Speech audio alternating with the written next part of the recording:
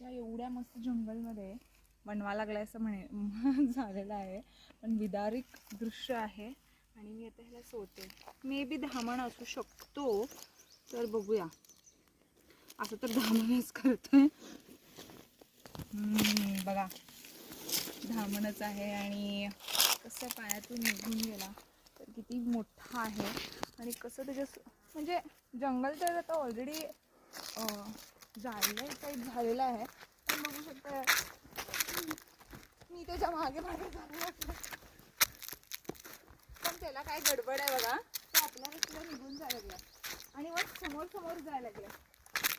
बघा किती पळायला लागले. असं आम्ही पळत पळत पण जात असतो तेव्हा आम्हाला असं पण पकडावं लागतं. फुल स्पीड पळत जाऊ.